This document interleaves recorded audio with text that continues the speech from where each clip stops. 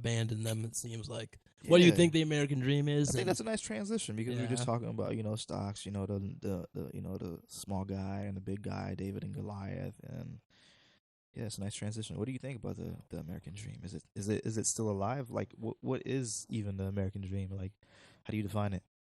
my definition would be like making money, a good amount of money to, like a good amount of money to do what you love, what your passion is.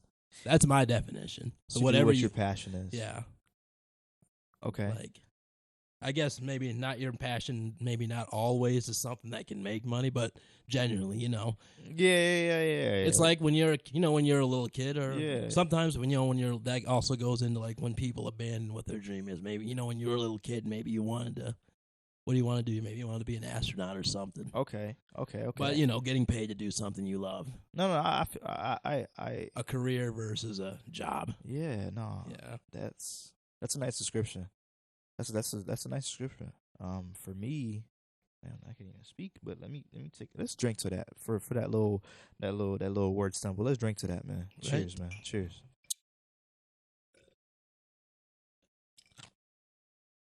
But my definition of the American dream is, you know, for me, I see it as a come up.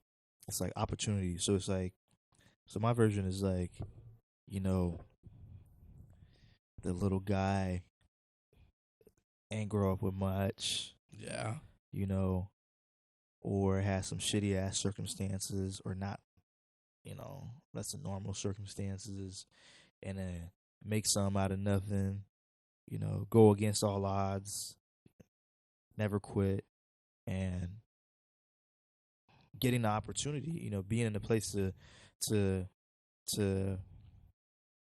make things happen when, because like America, like you can make, bro, you can make anything happen here as an American, bro. Like you can make anything happen. Like it's the land of opportunity. That's really the only like good thing about. if you got the drive. If you got the drive to do it, man, you can make it happen here. So that's like, to me, that's the American dream, is being able to create, is Be being able to do what you yeah, want. what you want to do. Yeah. Like, you know what I mean? It's like without having the government like, being like, nah, you can't do that. Yeah. So that's my definition of the American dream. And like how you came up, you came up rough, like with the struggle, but and I like with mean, no, me, honestly, bro, like I've seen like yeah. But I mean, but you didn't have. I guess what I'm saying is you didn't. I guess you didn't have a lot of money growing up. I mean, like Did I've you? watched. Nah, I mean, like I feel like I've always had more money than the poorest person. Well, yeah. So like, I mean, I remember being like super poor when I was like in Haiti, like, and that's when we were like living with my dad was like mad young. When I was still living like we were living with my grandma in like a 1 bedroom. Yeah. With like a metal roof. Yeah. How like, old were you in in Cafufe, which is like a big, huh? Were you like really young? How old were you again when you were living in Haiti? My whole like I was born there. I was born there. So I left Haiti when I was 9. The end when I was like 9. Yeah. So I spent my first 9 years in Haiti. But yeah, I remember like being poor then, and then like even I just remember a climb.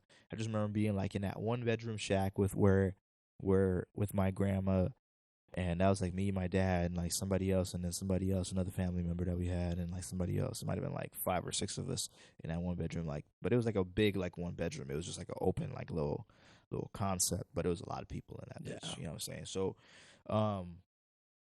then I remember us like being in that same neighborhood, coming off the big mountain where there's a bunch of fucking, or hill where there's a bunch of fucking houses stacked up on top of each other, and we moved up like down to like a spot that had like more bedrooms or whatever and stuff like that in that same neighborhood. And then I just remember us just like keep upgrading. You know what I'm saying? So like even when I upgraded, I I seen poor, and I've got to a certain point, and then I came here at that point. So in Haiti I got to a decent point. Or my family got to a decent point, and then we were able to come here, and then we're just like back on like regular levels, like like we were in Haiti type shit. Yeah. So it's like then I seen the climb again. We were just like because we at first we were in a 2-bedroom apartment, 3 kids, and two parents, like Right. in a 2-bedroom apartment when we first moved to Coral Springs, I believe, in Florida.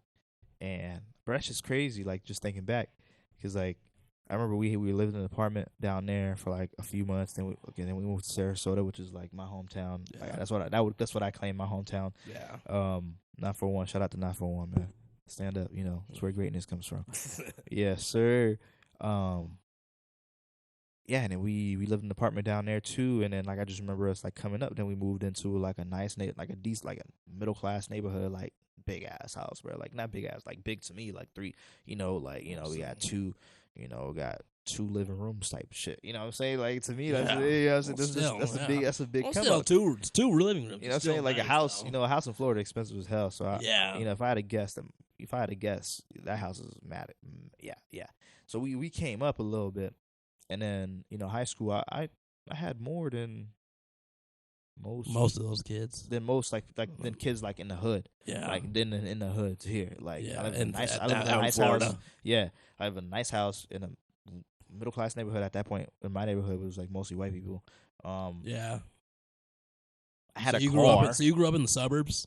Not really. Or not really? No, I live in like the north, like it's like middle class, but it's like Sarasota is basically like a whole like little suburb, bruh.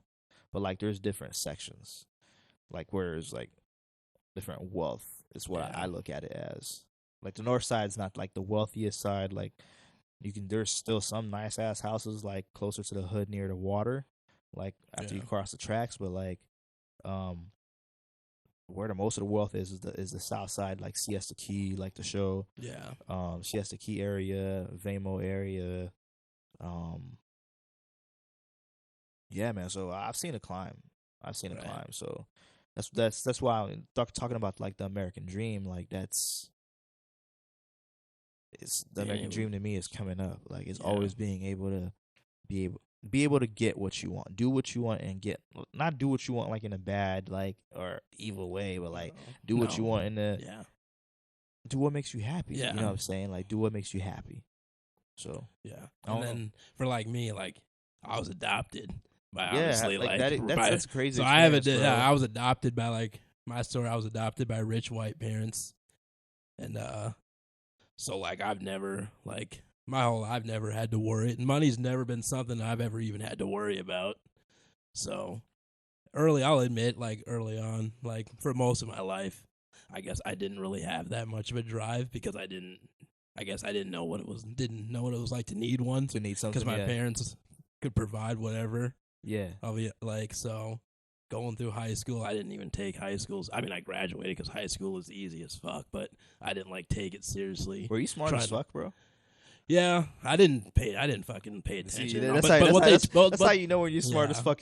Yeah. They didn't the fucking shit they taught you in high school. The fucking shit they taught you in high school, though, was like a fucking joke, though. Like, you think so? I think it was.